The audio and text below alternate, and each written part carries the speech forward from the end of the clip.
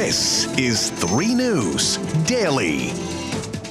Hello everyone, welcome back to 3 News Daily on this Monday, February 27th. I'm Stephanie Haney here with your top stories. And we start in Wickliffe this afternoon, where a young man has died in a garage explosion. It happened yesterday morning on Ridgeview Road. When police arrived, they found what looked like fireworks exploded inside the garage and a fire still burning. The victim, Nathan Grieger, was found dead inside. Our Lydia Esparra spoke with neighbors at the scene. Residents in this Wycliffe neighborhood watch in horror. All of a sudden I heard this loud, what sounded like a sonic boom. A boom that came from here and leveled the garage. Carla Benagalia lives a few blocks away. My roof shook. I was looking, I thought something happened in my house. What happened here, investigators say a 19-year-old male was making homemade fireworks. And then it just sounded like fireworks. I couldn't see fireworks, but that's what the sound reminded me of, was fireworks. So loud and still burning even an hour later. The damage is pretty significant. The garage is down, the back of the house is pretty well destroyed, and then the neighboring houses received quite a bit of damage throughout the area. We're doing secondary assessments for all the neighborhood and seeing what actually hit them or what exploded into it. Debris was scattered in the trees and all over the neighborhood. The coroner was on the scene, and it's believed the 19-year-old died because of that blast, leaving residents like Benagalia devastated. I'm kind of still a little numb with shock right now.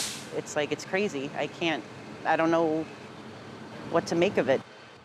Now, according to a press release from this morning, Wickliffe police say Grieger was storing fireworks inside the garage. Police say while the investigation is still ongoing, they believe it was a tragic accident. Now to an update on former Pike Rabbi Stephen Weiss, who was sentenced today after pleading guilty to child sex abuse charges. He'll serve 6 months for attempted unlawful sexual contact with a minor and for possessing criminal tools. After his release from jail, Weiss will have to register as a Tier 2 sex offender for the next 25 years. Weiss was arrested last April after setting up a meeting with an undercover police officer who was posing as a 15-year-old boy. Now here is the latest in East Palestine, where the community continues to deal with the fallout of the February 3rd toxic train derailment. Removal of contaminated soil and liquid from the derailment site continues today, and the EPA says Norfolk Southern is responsible for the transport. The EPA also says it found certified facilities right here in Ohio that can accept toxic wastewater and soil from the derailment. Liquid waste will be taken to a facility in Vickery, while solid waste will be taken to a nearby site in East Liverpool, and both of those are in Sandusky County. This comes after public outcry in Texas and Michigan, where the toxic waste was initially being taken to.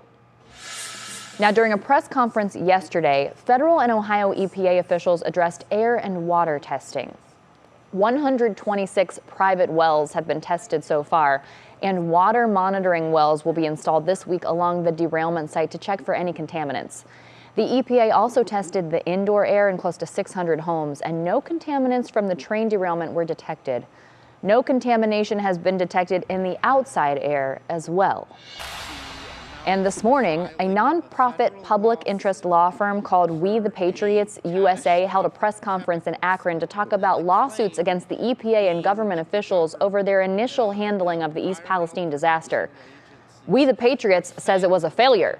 They accused government officials of mishandling the derailment and failing to have proper testing afterwards. We the Patriots said everyone impacted by the derailment deserves better. And new this afternoon, Cleveland City Council is expected to introduce a resolution to sue car makers Kia and Hyundai for the money the city has had to spend to investigate a rash of thefts of these cars over the past few months. City Council says it's been a significant cost to Cleveland to respond to reports of cars being stolen and assess property damage. All of this, City Council says, is because of a popular TikTok video that lays out how easy it is to steal Kias and Hyundais. City Council says both car brands failed to equip their vehicles with industry standard security features that could have stopped the thefts from happening in the first place. And in Broadview Heights, one popular tea room has announced that starting March 1st, children under 6 years old will no longer be welcome. The Macaron Tea Room and Bakery in Broadview Heights said in a Facebook post they made this decision after having to clean up messy spills, manage disruptive noise, and address safety concerns from kids running around the restaurant. Employees say that special exceptions will be made in the future for Princess and Disney events, and they encourage anyone with questions and concerns to reach out to them. I'll tell you, if you got a few extra minutes today, check out the comments on that Facebook post because they are really something. Now in health news, the FDA has authorized the first ever over-the-counter test for not only COVID-19, but also for the flu. The Lucira COVID-19 and flu home test is a single-use test, a lot like the nasal swab tests already available for COVID-19. And after using the swab, the test will display if you're positive or negative for influenza A or B, along with COVID. Now we're waiting to learn what the price tag will be here in the U.S. and when the test will be available to buy. Now, with 2 more days left in Black History Month, today we're honoring one woman who made history winning gold in the Olympics. Here's a little bit about Madeline Manning Mims.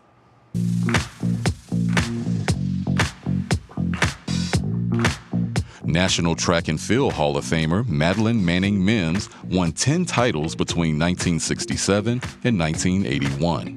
In 1965, she won her first national title as a student attending John Hay High School in Cleveland. Manning Mims was named North American Athlete of the Year in 1967. At the 1968 Summer Olympics in Mexico City, she was the only American woman to win gold in the 800-meter race. As her track career slowed down, her desire to motivate picked up speed. In 1976, she released a gospel album entitled Madeline, Running for Jesus. We salute Black history maker Madeline Manning Mims for her contributions to the world of track and field and gospel music.